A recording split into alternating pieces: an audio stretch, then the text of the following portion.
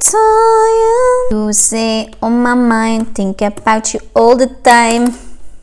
Hello tout le monde et bienvenue dans cette nouvelle vidéo. Aujourd'hui, on se retrouve parce qu'en fait, je vais faire une vidéo sur des questions qu'on me pose tellement souvent sur le métier d'hôtesse de l'air.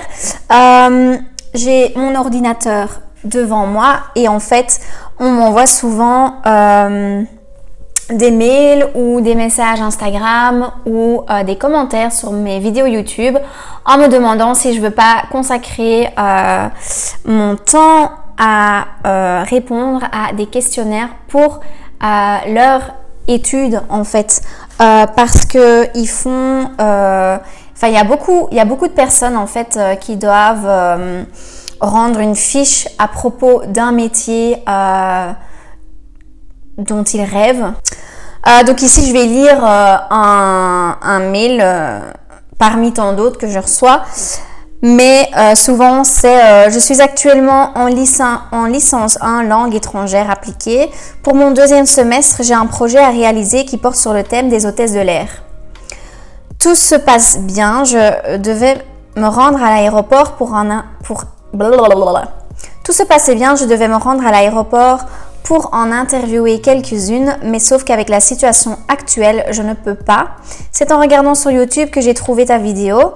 C'est pour cela que je viens vers toi. Si tu veux bien accepter que je puisse t'envoyer des questions que j'avais préparées pour mon interview, afin que je puisse avoir ton avis, jugement, expérience, etc. sur ce métier. Donc, il m'envoie souvent la fiche qu'ils reçoivent à l'école en fait et que moi je dois remplir.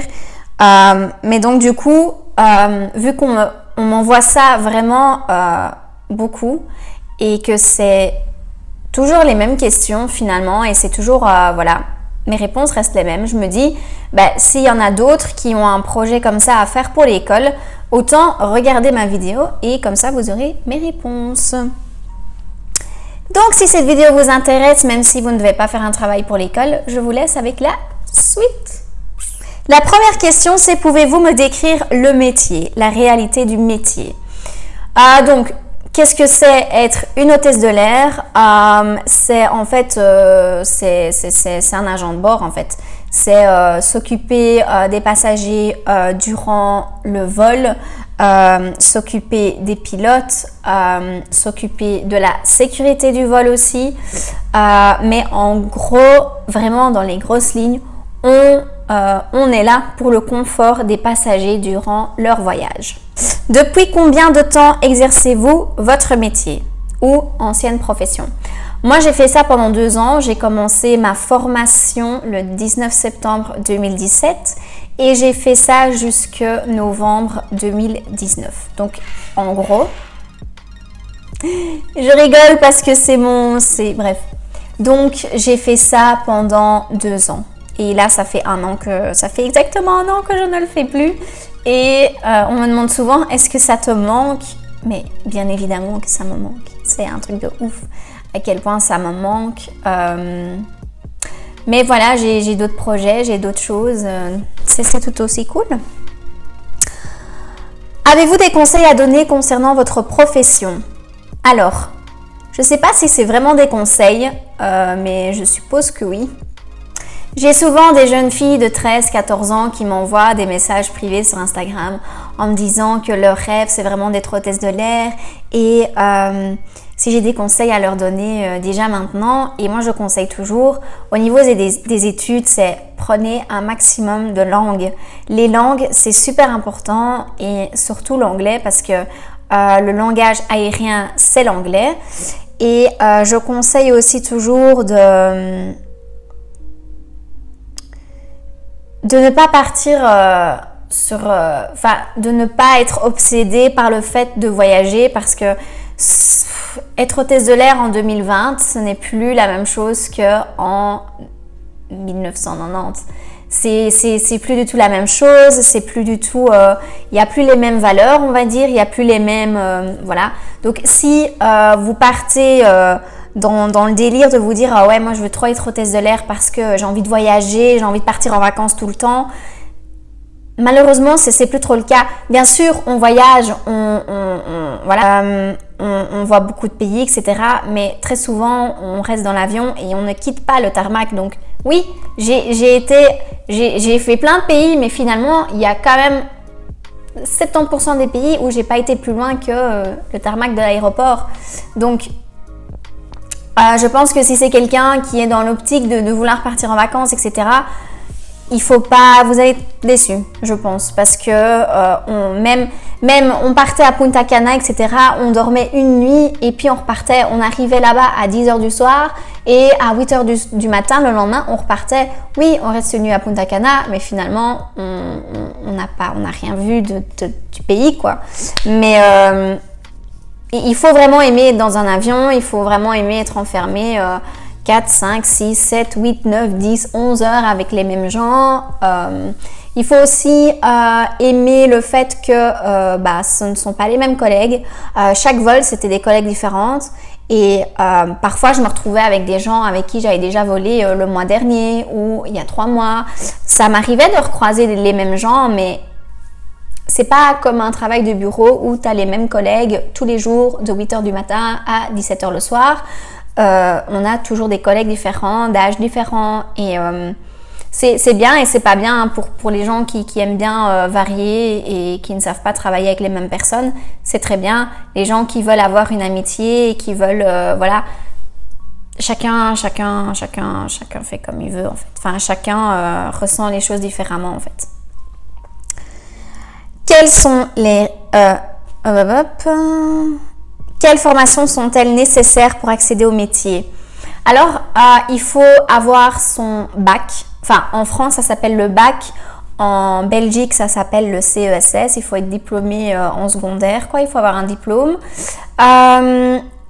Mais ce qu'il faut aussi en plus, c'est les langues. C'est très important. Mais sinon, voilà, il y a beaucoup de personnes qui me demandent est-ce que je dois d'abord faire une année de tourisme? Pas forcément. Après, est-ce que c'est mieux? Oui et non. Oui, c'est mieux parce que du coup, après, tu as un diplôme pour si jamais un jour tu veux changer de métier. Mais, enfin, tu auras fait des études supérieures, quoi. Mais en soi, moi, je n'ai pas fait ça. J'ai directement été hôtesse de l'air et la formation a duré 2 mois et demi. C'est une formation qui est super hard. Ça joue beaucoup sur le mental. Mais finalement, après 2 mois et demi, j'étais hôtesse de l'air, je volais et j'avais le job de mes rêves. Donc voilà, tout ça parce que pendant toutes mes années, pendant toute ma scolarité, j'ai fait les langues, j'ai pris immersion anglais, je suis néerlandophone de base, je parle très bien français, j'ai su apprendre l'espagnol, l'allemand.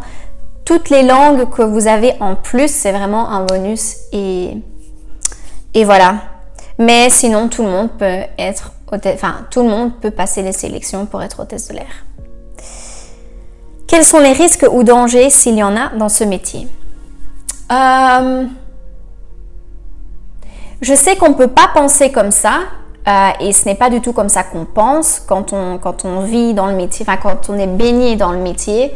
Mais c'est vrai que des fois, je me disais, purée, le nombre de fois où le matin, je partais en vol, il y a toujours une chance que je ne revenais pas finalement. Enfin, non, je veux pas faire peur parce que honnêtement, l'avion, c'est quand même un des transports en commun qui est le plus sûr sur cette terre. Mais je veux dire,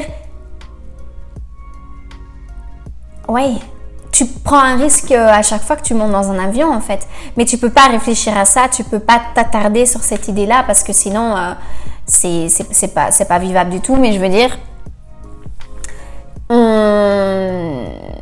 le danger, c'est que s'il se passait un truc avec un passager, un cas médical, le feu, une panne, peu importe, tu es quand même à 15 km de hauteur, quoi. Je veux dire, t'es pas au sol, t'es pas... Ok, on a quand même un large équipement pour éviter ce genre de choses quand ça arrive, mais je veux dire, il y a toujours un risque en fait à chaque... Mais bon, tu prends le risque aussi à chaque fois que tu rentres dans une voiture, à chaque fois que tu prends le train. Voilà, mais le plus gros risque, c'est un crash en fait. Mais bon, ça arrive vraiment très très très très très rarement, mais c'est le risque du quotidien que j'avais en fait. Mais bon, moi je me rends pas... Enfin, je ne m'en rendais pas compte. C'est pas à chaque fois que je me dis « Oh purée, on va décoller, si ça se tombe, on va cracher ». Non, je me disais pas ça non plus. Mais c'est vrai qu'il y a des fois où je me dis...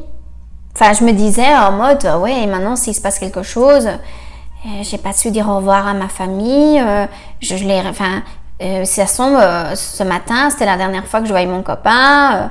Bref, il y a toujours des risques, mais il y a des risques partout finalement. Donc, il n'y a pas des risques plus élevés ou moins élevés qu'un autre métier. Si ça se tombe demain, je vais prendre la voiture et il va m'arriver quelque chose. C'est pas forcément parce que c'est un avion que... Voilà. Mais les risques, il y en a partout. Quels sont les avantages et inconvénients du métier d'hôtesse de l'air? Alors, les avantages, c'est évidemment... on est dans un avion. Moi, je me sentais vraiment chez moi quand j'étais dans l'avion. Tu rencontres vraiment beaucoup de personnes, tu vois une grande partie du monde quand même, tu as toujours une belle vue quand tu regardes de ta fenêtre. Ça, c'est vraiment un avantage que j'aimais beaucoup. Et c'est varié, tu fais jamais la même chose, même si le plan de service est le même, mais tes journées ne se ressemblent jamais. J'ai vraiment vécu des aventures incroyables quand j'étais hôtesse de l'air et je pense que voilà. Et les inconvénients, honnêtement, les horaires, c'est vraiment caca, mais vraiment caca. Ça ne me manque pas de me lever à 2h du matin pour commencer ma journée, alors que je me suis pas endormie avant 11h parce que j'étais tellement décalée dans mes horaires. Ça ne me manque pas de rester bloquée 4 jours à Stockholm alors que j'avais prévu un anniversaire ici. Tout ça parce que l'avion a eu une panne. Ça ne me manque pas non plus d'avoir des collègues qui sont là pour te casser, pour te rabaisser. Enfin, c'est un peu des inconvénients comme dans d'autres métiers. Ça ne me manque pas d'avoir mon téléphone qui sonne à 3h du matin parce qu'il y a une collègue qui est malade et qu'on a besoin de moi.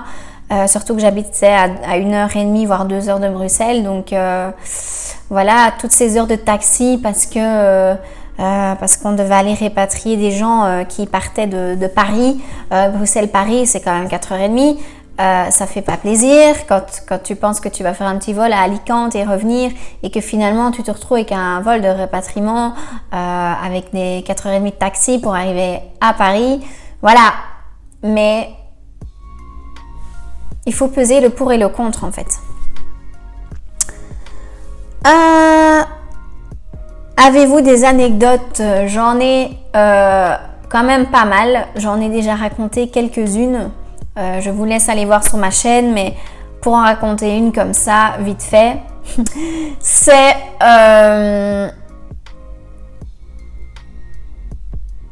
je sais même pas si je peux raconter ça, mais... Osef. En fait, une fois, on était sur un vol. On allait à Alicante, je crois. Ou c'était en Espagne. C'était quand même à 3 heures de vol. Donc, je pense que c'était plus Malaga. Bref. Et sur ce vol, on avait un collègue à nous qui est pilote. Et il était là avec sa famille, il partait en vacances et du coup, il nous dit pendant le vol, il vient près de nous, il vient nous parler, etc. Et en fait, c'était son meilleur ami en fait. Et donc, il va dans le cockpit, il dit bonjour, machin. Et là... il y a une femme, elle dit, elle appelle sur la sonnette et on va voir. Et alors elle me dit, oui madame, j'ai vu qu'il y avait un passager qui est rentré dans le cockpit, on peut pas, c'est interdit, moi je me sens pas à l'aise, il y a quelqu'un dans le cockpit que je ne connais pas, je ne me sens pas à l'aise pour faire l'atterrissage. Du coup, j'étais un peu... pour moi, c'était très normal d'avoir quelqu'un dans le cockpit. Surtout que c'était un collègue. Moi, j'ai fait, je crois, 3 ou 4 vols avec mes beaux-parents. Ils ont toujours... Enfin, 3 fois sur les 4, ils ont pu atterrir ou décoller dans le cockpit. Enfin, voilà. C'est juste que... donc pour moi, c'était très normal, surtout que c'était un collègue, il avait son badge et tout. Enfin, c'est... Voilà, donc... du coup, je dis à la madame, oui, mais ne vous inquiétez pas, c'est un collègue à nous, le capitaine est son meilleur ami, voilà. Et là, elle commence à prendre des photos, parce qu'en fait, ils étaient seulement en train d'installer le siège qu'on a en extra, en fait, dans le cockpit, donc la porte était ouverte, etc. Et elle dit non, je ne vais pas atterrir comme ça, c'est illégal. Mais il faut savoir qu'en fait, avant, il y a 10 ou 20 ans, peut-être pas 10, mais plutôt 20 ans, les gens pouvaient aller dans... Enfin, il n'y avait pas encore autant de sécurité autour du cockpit depuis 9/11, en fait. Depuis le 11 septembre, là, quand il y a eu... la tour des jumelles, la sécurité est devenue beaucoup plus importante au niveau du cockpit, etc., pour les hijacking, etc. Mais elle en faisait vraiment tout scandale, elle a commencé à crier dans tout l'avion et moi je comprenais pas en fait la réaction parce que pour moi c'était vraiment très très normal que ça arrive en fait. Et du coup, j'ai vraiment essayé de la rassurer en disant qu'il ne fallait pas s'inquiéter, que c'était quelqu'un qu'on connaissait personnellement, qu'il n'y avait aucun souci et tout ça et tout ça. Elle a commencé à filmer, à prendre des photos et tout. Et elle me dit, oui, mais je ne le connais pas, je lui fais pas confiance. J'ai dit, écoutez, madame, le capitaine, vous ne le connaissez pas non plus. Pourtant, vous avez décollé avec lui, tout s'est bien passé, voilà. Et si vous ne voulez pas qu'il atterrisse à Malaga, je sais même plus si c'est Malaga, mais peu importe. Si vous voulez pas qu'il atterrisse à Malaga, on va devoir faire demi-tour à Bruxelles. Je dis ça n'a aucun sens. Et du coup, je lui dis, écoutez, madame, il faut pas s'inquiéter. Ça n'influence pas les procédures d'atterrissage. Ça n'influence rien du tout en fait. Et j'ai vraiment dû la calmer, etc. La chef des cabines a dû venir aussi en disant, mais madame. C'est quelqu'un qu'on connaît personnellement, c'est un collègue, il a déjà fait 400 atterrissages, et enfin bref, il travaille chez nous depuis des années, enfin voilà quoi. Et alors finalement elle s'était calmée, etc. Mais elle avait dit qu'elle allait aller à la presse, machin et tout. On n'a jamais vu passer l'article dans la presse, hein, mais pour vous dire qu'il y a des gens qui sont tellement pas logiques et qui sont vraiment là pour... Parce que du coup, elle a commencé à stresser d'autres personnes, comme quoi il y avait un inconnu dans le cockpit, nanani nanana, enfin voilà, une parmi tant d'autres, une anecdote parmi tant d'autres, et voilà. Mais si vous voulez d'autres anecdotes un peu plus poussées, je vous laisse aller regarder sur ma chaîne, c'est à mourir de rire. J'ai mis une vidéo en ligne aussi avec les choses que les gens font à bord d'un avion mais qui sont vraiment dégueulasses, et c'est des choses qui se sont passées. Enfin, je raconte pas juste des trucs clichés, non, c'est des trucs que moi-même j'ai vus et qui sont vraiment dégueulasses quoi. Donc je vous laisse aller regarder cette vidéo. Question suivante, quelles sont les difficultés du métier? Mais je pense que c'est un peu lié aux inconvénients, genre ce qui est difficile c'est de se lever à 2h du matin, ce qui est difficile c'est d'être appelé en stand-by pendant la nuit, ce qui est difficile c'est les heures de taxi avant ou après un vol, ce qui est difficile c'est les horaires, ce qui est difficile c'est rater Noël, rater Nouvel An, rater des anniversaires, ce qui est difficile c'est d'être professionnel quand dans notre petite vie ça va pas. Ce qui est difficile, c'est de garder son sang-froid. C'est de garder son sang-froid envers des passagers qui sont vraiment irrespectueux. Ce qui est difficile, c'est de calmer des gens. Ce qui est difficile, c'est... voilà, il y a tellement de choses en fait, mais c'est dans chaque métier, j'ai envie de dire. Il faut rester professionnel à tout moment et voilà. Comment se passe le travail en équipe? Ça se passe bien parce que tout le monde connaît les procédures, tout le monde sait comment ça va. Et le truc, c'est que on doit vraiment pouvoir compter les uns sur les autres pour si jamais on doit préparer une urgence. Mais ça se passe pas toujours comme prévu. Il y a toujours des gens qui ne s'aiment pas ou avec qui le contact passe pas très bien. Ça arrive, comme je dis depuis le début de la vidéo, ça arrive dans tout. Quel regard portez-vous sur l'actualité? Donc, je pense que l'actualité, ça veut dire par rapport au confinement et le Covid. Je ne sais même pas si je peux prononcer si je peux vraiment en parler de manière approfondie au niveau du règlement YouTube, mais je ne vis pas ce confinement en étant hôtesse de l'air, mais je connais beaucoup de collègues avec qui j'étais proche qui n'ont plus d'avenir dans l'aérien, enfin dans l'aviation, et qui ont dû arrêter à cause de ça, parce que économiquement, même les compagnies aériennes ne s'en sortent pas, quoi. Mais bon, moi, je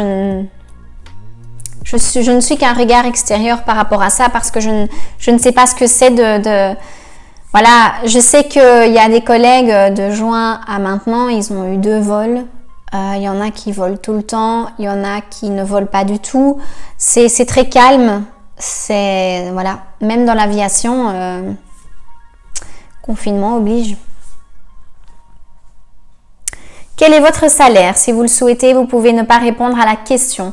Alors ça, c'est une question auquel je n'ai pas voulu vraiment répondre dans le passé, parce que c'est des questions qu'on me posait beaucoup, mais je trouve que c'est une question qui ne se pose pas. Mais je pense que voilà, je peux quand même vous guider vers une réponse plus ou moins correcte. Le truc, c'est que, en tout cas chez TUI, je ne sais pas comment c'est chez Ryanair, je ne sais pas comment c'est chez Air France, mais je suppose que le système est plus ou moins le même. Mais on avait en fait un salaire fixe par mois qu'on avait d'office. Que l'on vole ou que l'on vole pas, on l'avait d'office. Et dans ce salaire fixe, ça comprend tous les stand-by, ça englobe beaucoup de choses. Et par vol qu'on faisait, on avait des primes. On avait des primes pour les vols et on avait des primes aussi quand on restait dormir quelque part. Parce qu'il y a des fois, on ne dormait pas dans un hôtel par plaisir. On était payé en fait pour rester sur place quelque part. Et on était évidemment payé aussi pour nos heures supplémentaires. Donc tout ça fait que un salaire, il n'y avait pas de salaire j'avais jamais le même salaire par mois. Il y a des fois j'avais plus, il y a des fois où j'avais moins, il y a des fois, écoute, quand tu dors 10 nuits sur ton mois, tu avais plus que qu'un mois où je dormais nulle part, où je dormais chez moi à la place de dormir dans un hôtel. Donc le salaire varie vraiment, et puis ça dépend de ton âge, ça dépend aussi de beaucoup de choses, mais au niveau du salaire, on pouvait vraiment pas se plaindre. Voilà, c'est un beau salaire. Après, c'est pas le salaire d'un pilote, hein, malheureusement. Voilà. Alors, quel est le profil requis pour pouvoir exercer ce métier? Physiquement, il n'y a pas vraiment de critères, même si avant, ça l'était. Maintenant, il faut juste faire 1m58 minimum. Avant, c'était 1m70 ou 75 même. Il faut être soigné, il faut prendre soin de soi, il faut avoir une belle apparence, ça c'est sûr. Mais que tu pèses 70 kg ou 45, ça n'avait pas d'importance. J'avais beaucoup de collègues qui qui était pas comme ça, quoi, qui était pas mince, qui était bien. Enfin, je veux dire, voilà, il y avait toute taille et toute, voilà. Donc, c'est vraiment pas ça. Ils regardent vraiment qui tu es, la personne que tu es vraiment en fait, et tes capacités en langue, etc. Donc alors, la dernière question, c'est pouvez-vous faire du télétravail, du travail à distance? Votre compagnie aérienne le propose. Alors, évidemment, en tant qu'hôtesse de l'air, c'est pas possible de faire du télétravail, mais néanmoins, dans les compagnies aériennes, il n'y a pas que les hôtesses de l'air, il y a aussi toutes les personnes en backstage, je vais dire.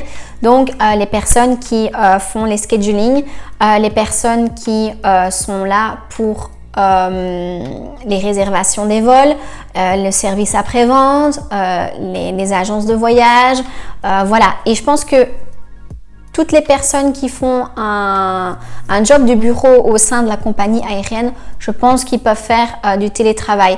Mais pas tout le temps, parce que des fois, il y a vraiment un boulot de bureau où il faut quand même pouvoir être sur place, il faut pouvoir...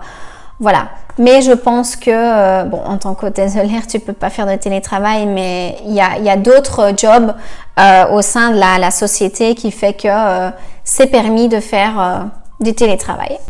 Voilà, j'ai répondu à toutes les questions qu'on me pose vraiment souvent pour les travaux d'étudiants.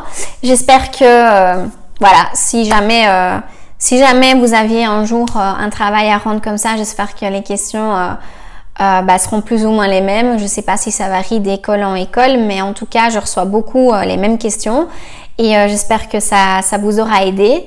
Et voilà. Cette vidéo est maintenant terminée, j'espère vraiment qu'elle vous aura plu. N'hésitez pas à vous abonner à ma chaîne YouTube et à mon compte Instagram et je vous dis à bientôt, bisous!